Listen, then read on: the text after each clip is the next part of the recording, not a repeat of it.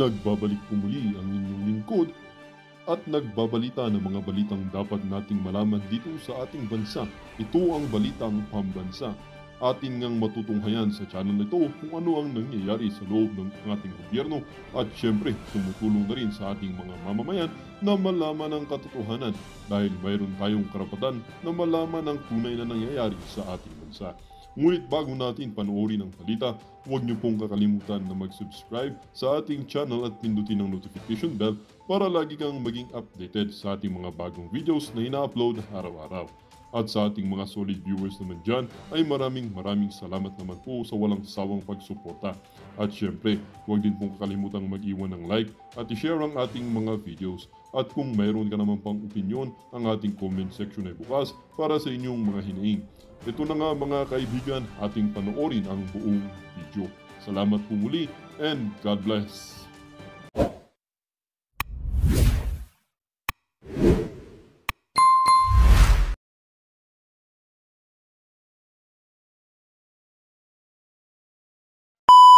Sa Senado ng mga Democrats. Marami pa pong Democrats sa Senado. Hinarang po nila yung pong batas na magpaparusa dito sa ICC. Ngayon sabi ko executive order na lang kasi hindi na balita to, hindi po na balita na hinarang. Kala ko bakit kaya? Baka nawala na sila na interest sa ICC.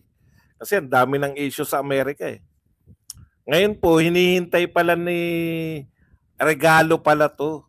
Regalo ni Donald Trump kay Benjamin Netanyahu, ito pong Prime Minister ng Israel, sa pagdalaw po ni Netanyahu sa United States of America. Yun palang regalo ni Donald Trump, executive order na magpaparusa dito po sa ICC. No? Bakit po? Bakit po pabor kay Netanyahu? Kasi isa po sa ikinagalit ng United States dito sa ICC, yung pag-i-issue ng warrant of arrest kay Benjamin Netanyahu na Prime Minister ng Israel. Sabi ng United States, sumusobra na makapangyarihan nyo, hindi na nga member yung Israel. Pati yung Amerika, hindi naman member ng ICC. Pero patuloy nyo nang iniimbestigahan. So, bilang retaliation po, kasi banban yung sinundan na presidente ni Donald Trump. Bilang retaliation dito sa ICC, sa pagdedeklara sa mga kaalyado, nagpapataw ng warrant of arrest sa kaalyado niyang tsaka nag-iimbestiga sa US. Yan po ang ganti ng US dito sa ICC. Siyempre, nataranta po ang buong mundo. Pasensya na po kayo, medyo taliwas po to sa mga kasi ang Pilipinas may sarili tayong mundo. Buong mundo po na-shock dito, no? Buong mundo po nagre-react, kaya medyo bibigyan lang po natin kayo ng kaunting balita naman sa daigdig. Baka nakakalimot tayo. Directly, apektado rin po tayo rito, no? Kasi po, una, ano po yung parusa o sanction? Ayan, pinipris po lahat. Dati po, mga piling tao lang. Ngayon po, naka-freeze po lahat ng pag-aari ng ICC sa United States. Bawal pong bumiyahe lahat ng mga tauhan o mga personnel ng ICC sa United States. Badong, United States lang pala eh. 'Di ba? Ang dami namang bansa. Hindi po ganun 'yun. Pag sinabi po na United States na freeze yung asset nila, lahat po ng bangko, no? Ito, nakuha ko tong impormasyon na to dun sa balita na mga dati pa. Pag sinabi na US na sanction yan, yung freeze yung pera nyo, lahat po ng bangko na may transaction sa US, kinakailangan sumunod. Halos lahat po ng bangko may transaction sa US eh. So buong mundo po yung pagpipres ng asset na yan. No? Buong mundo, tapos yung mga kaalyado niya, syempre tatalima din doon sa travel ban dito sa mga ICC. Okay. Mamaya na epekto sa Pilipinas, ha? Dito muna tayo, ha? So ano talaga ang mangyayari, Badong? Ito naman po yung immediate. Ang immediate effect po niyan, isa po sa pinakamalakas na bansa na kaalyado ng United States. Kasi karamihan po ng makapangyarihang bansa, China, Russia, United States, hindi po member ng ICC, no? Pero isa po sa mga pinakamakapangyarihang bansa na natira na miyembro ng ICC at kaalyado ng US, yung Turkey. Sabi po ng presidente ba o prime minister, hindi ko po alam kung sino yung ano yung pinuno nila. Sabi po ng pinuno ng Turkey, pag-aaralan na namin dahil kaalyado namin yung US eh. Pag-aaralan na namin kung kami ay kakalas na sa ICC o president.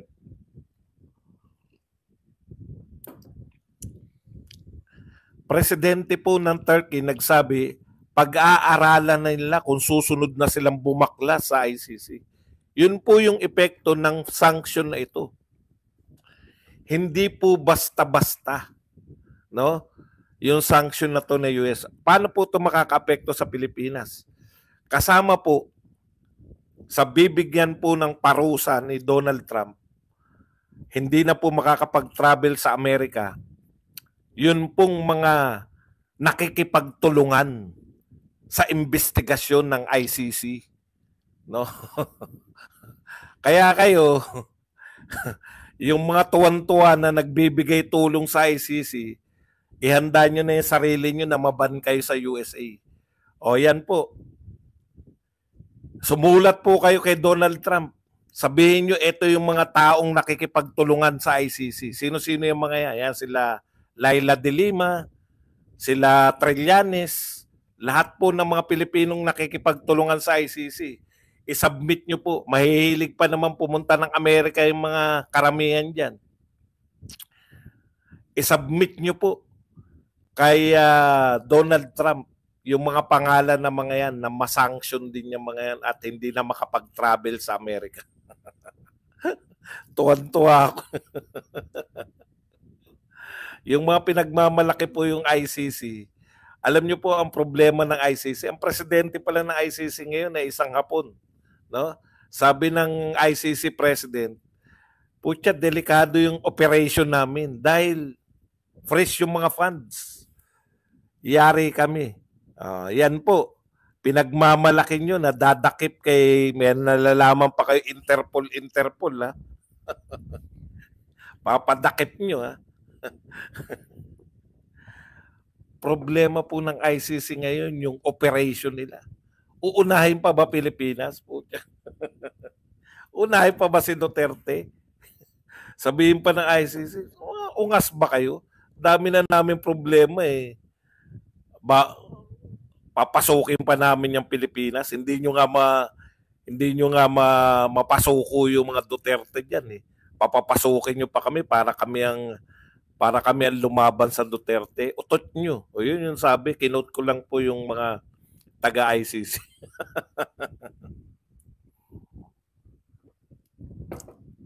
Pati USAID. Naku, yung USAID pala na yan eh. Kung saan-saan pala napupunta yung pondo niyan. Anyways, tsaka na natin pag-usapan yan. Punta na po tayo rito, no? Nagpaliwanag po. Nakita nyo po, siguro by this time, nakita nyo na po yung itsura ni Sandro, no? Si Sandro po ay ikumpara nyo po yung itsura ni Sandro Marcos sa itsura po ni Inday Sara. Grabe, ngayon ko lang nakita to si Charis na yung eye bags mas malaki pa sa mata. Grabe yung eye bags nito. Si BP Sara no? Si BP Sara po, ang aura ni BP Sara fresh na fresh. Tignan niyo po si Sandro.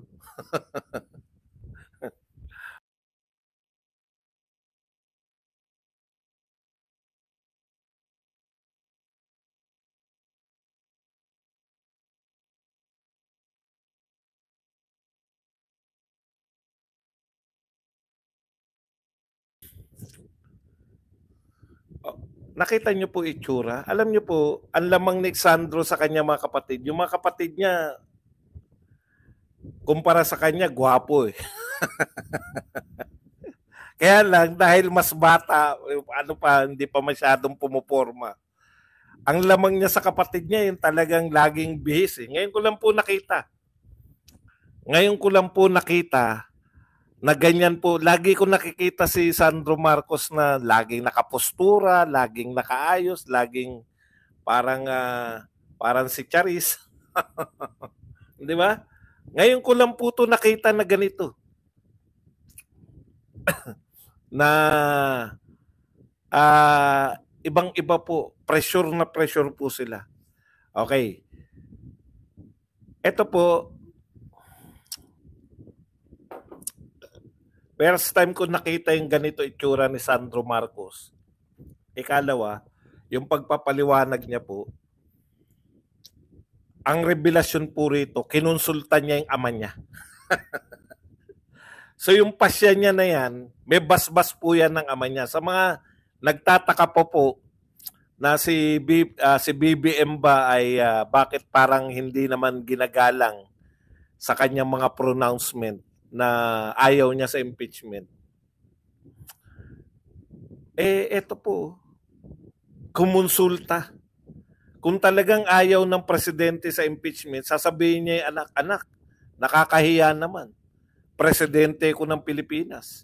Ako nagsabi na ayaw ko sa impeachment, tapos ikaw pipirma ka. Di ba nakakahiya sa pamilya natin? Haggard sila lahat. No? Unlike si BP Sara na nakita nyo naman, very hindi ko lang alam yung term doon. Okay. Ikalawa po, pwede rin na yung wala po silang pakialam. Nasa culture po ng pamilya nila na walang pa blooming, fresh yan. Wala silang pakialam sa palabra de honor, no? Na magsasalita ako, presidente pa ako ng Pilipinas, sasabihin ko na ayaw ko sa impeachment, at the same time, etong anak ko humingi sa akin ng basbas, pinayagan ko kung wala sila yung kultura ng yung salita ng ama o yung salita ng bibitawan mo, dapat pangatawanan mo. Hindi lang po to simpleng hindi po to simpleng walang utang na loob eh. Dysfunctional po yung kanilang pagpananaw sa word of honor. Yung wala sila talagang palabra de honor. Iba po yun eh. Lahat po kahit mahirap po yung tao, pag nakipag-commit ka sa may sinabi ka, pangangatawanan mo yan. Maraming instances po na ako, personal, na nagkaroon ako ng missed opportunities dahil sa mga word of honor. Pero etong mga to, presidente ng Pilipinas, wala lang sa kanila lahat, wala lang sa kanila. Biruin mo yun, tumalima sa'yo, Mr. President. Kaya yung mga Iglesia ni Cristo, gano'n na lang yung galit eh. Ewan ko lang pasensya na kayo kung inuunahan ko kayo. Kasi kung ako Iglesia ni Cristo, magagalit ako eh. Biruin nyo yun. Nagkundak kami ng malawakang rally, naggumastos yung aming mga miyembro. Pumunta kami sa para suportahan yung panawagan mo na wag na mag-impeachment dahil gulo lang yan. Wag na mag-impeachment dahil walang maidudulot yan sa Pilipinas. Wag na mag-impeachment dahil watak-watak. Magkakawatak-watak lang. Tapos, tumalima yung buong Iglesia ni Cristo milyon na nagpunta sa Luneta, milyon ng mga sa iba't ibang lugar sa Pilipinas. Tapos pamilya mo rin yung mga mangunguna. Pamilya mo rin yung mangunguna para isulong ang impeachment. Hindi ko talaga, kahit paulit-ulit ko itong sinasabi, hindi ko talaga makuha kung anong uri ng mga nilalang yung magsasabi ng ayaw ko sa impeachment at the same time, gusto mo ba ang pumirma? Sige, pirma ka lang. Hindi normal. Ang akala kong hindi normal nilang ginagawa yung pagtanaw ng utang na loob. Ito po, hindi po normal tong bali-baliin nyo eh. Kamakailan lang oh. Sabi yung pagsuporta niya sa mga Duterte parang hindi na mabubura yan. Ito mismong tao na to, si Sandro Marcos, wala lang sa kanila lahat eh. Yan lang ang kaya mong sabihin kasi bobo ka eh. Pirma lang, bakit nag-iiyakan kayo lahat? Yun lang, ganun lang. Yung sabihin mo na habang buhay yung susuportahan yung mga Duterte tapos sa isang iglap. Okay. Ano pa po? Una yon, di ba? May basbas ni BBM yung ginawa ni Sandro. Ikalawa, sinasabi ni Sandro, pinapabulaanan niya, no, yung siya yung nagpasimuno. Ito yun. Sabi ni Sandro, masyado namang malaki yung binibigay niyo sa akin. Pumirma lang naman ako. Hindi naman po ako yung nagpakalat. Hindi ko alam kung nauunawaan mo yung significance nung ikaw yung pumirma. Nang pumirma ka. Hindi ka lang pumirma, number 1 ka pa sa pirmahan. Hindi ko alam kung nauunawaan mo yung political significance nun pag nauna ka sa pirma. Ibig sabihin, pag nauna yung pangalan mo sa pirma, lahat yan makikita na nakapirma ka. Kasi hodang hindi ka nagpakalat, kasi hodang wala kang kinausap. Pero sa bibig mismo ni Sandro Marcos, sinabi niya na may mga nakausap siya, may mga kinausap siya. Pero kahit nga pumirma ka lang at natulog ka na, napakalaking bagay yung number 1 ka sa pirma. Kung hindi mo nauunawaan yan, nauunawaan namin yan. Bakit po? Tandaan po ninyo, bakit last day, last hour na, tsaka nagpirmahan. Yung presidente ng Pilipinas, yung salita ng presidente ng Pilipinas, ang kanilang pinanghawakan. Teka, di ba ayaw baka nalito na rin yung mga congressman eh. Ilan lang napapapirma ng mga naunang impeachment? 6. Kaya nga pinagtatawanan natin. 6 lang yung gustong pumirma. Bakit? Nagsalita na yung presidente na ayaw niya na impeachment. Nagrally yung mga sila Trillanes. Pagkatapos ng rally, nagsalita uli. Wrong timing. Di ba? Wrong timing daw yung impeachment.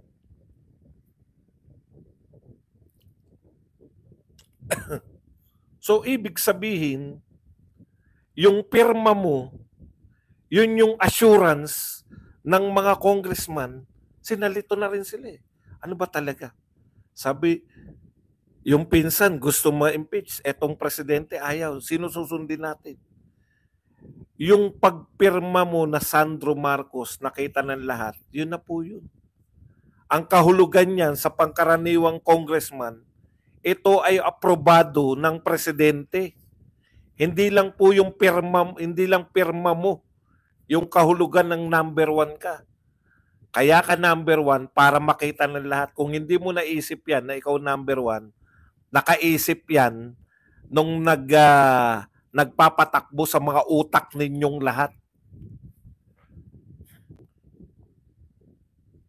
Na ikaw ang maging number 1 para makita ng mga congressman na ito ay may basbas ng tatay mo. Ito ay may basbas ng Pangulo ng Pilipinas, kaya ikaw ang number 1. Kung hindi nyo pa rin nauunawaan yan, Yun po ang kahulugan niyan sa mga, hindi kinakailangan yung wordings, matatalino naman yung mga congressman.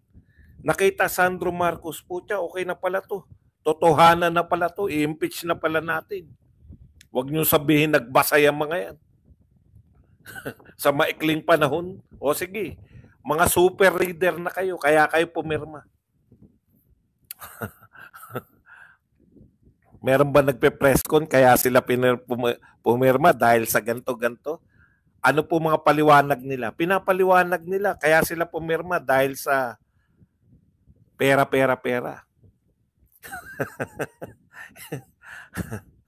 May mga nababasa ako na, alam nyo po, pag nag-comment kayo, lagyan nyo na context. Kasi kita nyo to, nabasa ko, subukan mo. Ano yung susubukan mo? Wala ko idea. Yun lang, subukan mo. Walang katotohanan. Okay. Hindi alam ni Sandro Marcos yun. Yung significance nun. Maaring yun nga, may nagdidikta o in denial lang, kunwari lang na hindi siya kasama, kunwari lang na wala talaga siyang papel. Yun po ang papel mo. Yung mag-number 1 ka, ang halaga na ng papel mo na yun. Makikita ng lahat, nakapirma yung presidential son, imposible na ito ay walang basbas ng Pangulo. Kaya pipirma na kami. Mahirap nang maiwan. Okay. Nung tinanong naman siya, bakit siya pumirma? Kapit po kayo. Bibigyan ko kayo ng context ha. Ang sabi ni BP Inday Sara, kaya sangkatutak tong investigasyon, no? Kaya po sangkatutak tong investigasyon laban sa kanya. Dahil gusto niya siyang i-impeach. Nadulas sino? Si convicted Castro. Nadulas noong 2023 pa na gustong ipa-impeach si BP Sara. May pinag-uusapan. Siyempre, didinay yan ng mga congressman. Di ba? May planong impeach si BP Sara. O, di ba? Dininay niyo yan. Sinabi ni BP Sara, pinagpaplanuhan nila akong impeach. Ito na yung plano. Katuparan na. Pero dininay yan ng mga congressman. Wala daw usapan. Tignan niyo po kung gaano po ka-traidor sila.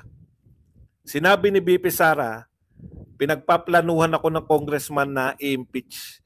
Ano po sabi ng mga congressman? Walang planong ganyan. Walang plano? Ano to? Sumulpot ng kusa? Sabi ni BP Sara, etong investigasyon na to, dahil outright wala silang makita na kasalanan ko, binasa niya yung articles of impeachment. Thank you very much kay Ma'am Lay, Miss Lay. Marcos Romualdez family has to go. Maraming salamat, Miss Lay, sa $5 na pangkape. Okay.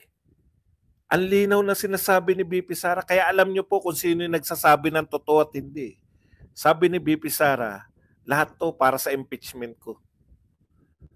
Lahat yan, magkukulminate yan sa impeachment. Eto na yun. O ngayon, di na nila sabihin na wala silang plano. Alam mo kung sino yung mga sinungaling. Kung sino yung nagsisinungaling at nagsasabi ng totoo. Okay.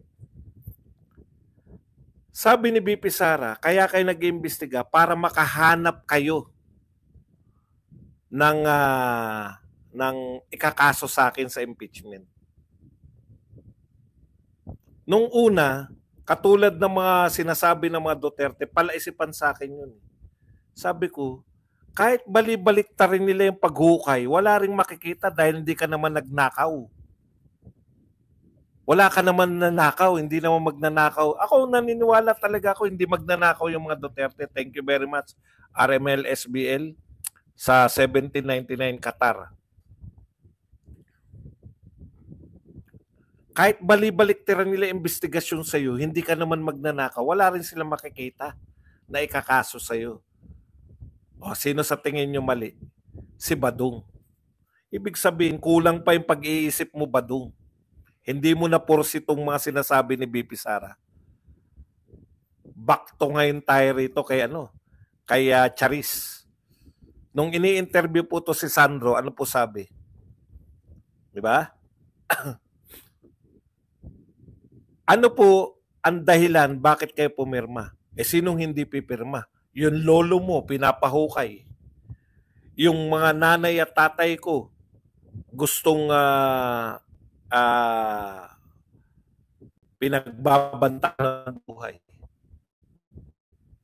Yun ang instance na yun, kailan sumulpot yun, di ba? Yung ipapahukay. Tandaan nyo, yung galit na galit si BP Sara, sabi niya, pag hindi nyo ko tinantanan, si Aimee pa nga ang tinukoy niya, di ba? Aimee, parang, nakalimutan ko na, parang si Aimee yata yung sinasabihan niya. Pag hindi, sabihin mo Aimee, pag hindi nyo ko tinantanan, ipapahukay ko yung tatay mo. Itatapong ko sa West Philippines, ba sinabi niya. May kaso na sila ngayon. Bakit ba nagalit si... Visit naman to, salita na salita. Tanggalin ko na nga to si ano. Ang tanong, bakit naman nagalit si BP Sara? Bakit naman nakapagsalita na pag hindi nyo ko tinigilan, huhukayin ko yung tatay nyo. Kasi hindi na siya tinitigilan. Minamayat maya nyo na siya. Pinapahiya nyo na siya sa mga trial. Lahat ng congressman, kala mo, yung mga congressman, akala mo mas makapangyarihan pa eh. Vice President, sasabihan ng pusit. Vice President, sinisigawan. Vice President, sasabihan na yes or no lang. Vice President, sasabihin na bawal ka magsalita. Walang paggalang eh. Minamayat maya siya, katakot-takot na akusasyon.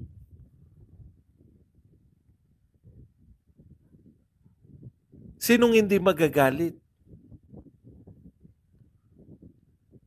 Doon niya po nasabi yun. Pag hindi nyo ko tinigilan, Senator Aimee, huhukayin ko yung tatay nyo. Kaya nga, di ba, panawagan natin nun, magdala kaya tayo ng ano, sa libingan ng mga bayani. Pa-picture lang. Tandang-tanda po yan eh. Issue po yan dahil ginigipit ninyo si BP Sara. Napuno na yung Vice President, kaya niya nasabi yan, kung hindi nyo ko titigilan, ibig sabihin, gigil na siya. Ayaw nyo siyang tantanan. O di nagkaroon kayo ng ikakaso. Ikalawa, ginipit ninyo yung kanyang tauhan na dinamayan niya, pinakulong nyo, walang problema. Teka muna, hindi natin na-achieve yung gusto natin. Hindi natin na-achieve yung breaking. Itong si Selaika Lopez, Attorney Selaika Lopez. Hindi natin na-break sa pagpapakulong sa kanya sa HOR. Tapos naroon pa si BP Sara. Ang ganda pa ng ano, no? Ang ganda ng dating nun eh. Hindi iniiwan ni BP Sara yung kanyang mga tauhan. Ganda ng effect eh. Yung gusto nilang ma-break nila si Attorney Lopez, baliktad yung naganap, no? Na portray na si BP Sara ay tapat na kaibigan, hindi ka iiwanan sa oras ng kagipitan. Pucha, magandang jingle yun. BP Sara. BP Sara, tapat na kaibigan, hindi ka iiwanan sa oras ng kagipitan. Yun po yung larawan nun. Tapos masaya pa sila. May press con pa na nagkakasiyahan. Biglang nilusob at ililipat ngayon sa ano. Nagwala si Attorney Lopez. Para lang maintindihan po ninyo kung ano yung pinagmumula ng galit. Sino po hindi magwawala? Sino po ang hindi magwawala? Nagwala po si BP Sara. Tapos yun po, yung sinasabi nilang pagbabanta sa buhay, may nagtanong po, hindi press con, Zoom po yun eh, di ba? May nagtanong, hindi na pinakita kung sino yung nagtanong. Kumusta naman po kayo? Yung security nyo. Concern yung nagtanong sa security ni BP Sara kasi meron ng ano rito di ba? Meron ng tama rito si BP Sara Kumusta naman po kayo? Yung security nyo, wag mong problemahin yung security ko. Si Maui ba yung nagtanong? Wag niyong problemahin yung security ko kasi naibilin ko na. Kung ako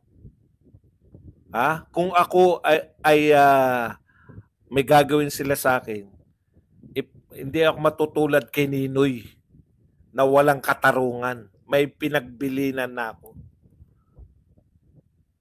Sabi ko sa tao na pinagbilinan ko, yan nga, no?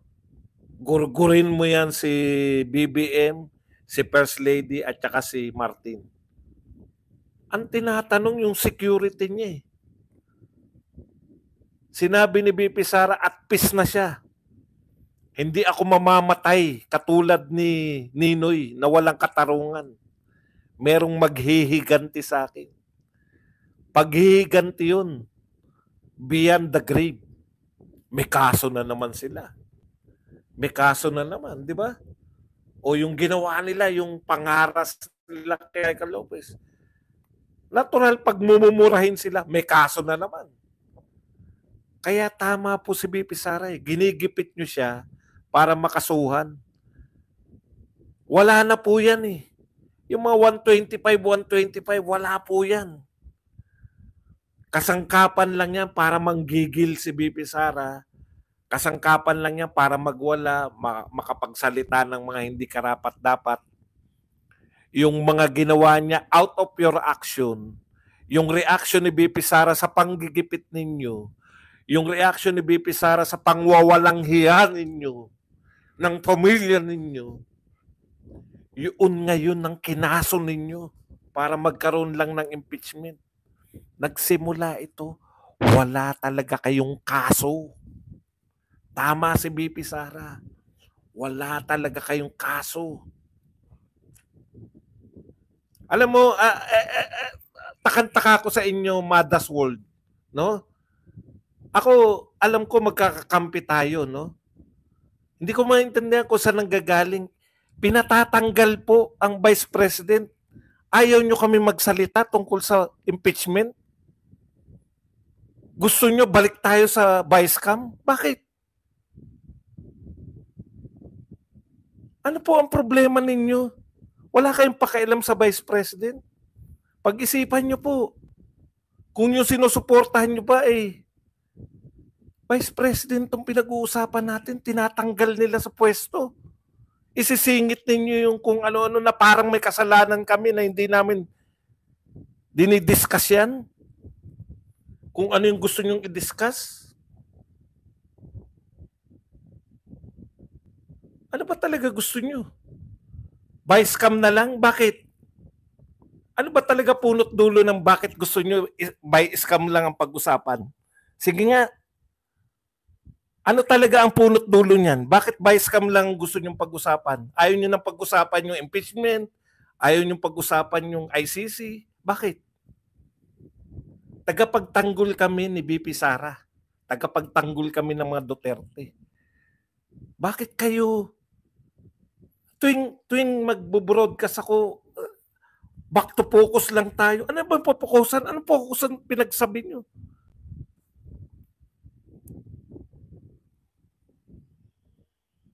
Anong ibig nyo sabihin na i-focus lang sa Vice Cam? Bakit?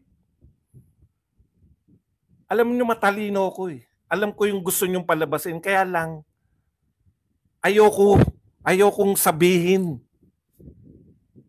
May gusto kayong palabasin, may gusto kayong pasikatin na tao. Sobra naman kayo. Alam nyo kung ano ang ayaw ko sa lahat. Gusto ko na kinokontra ko. Sa totoo lang, gustong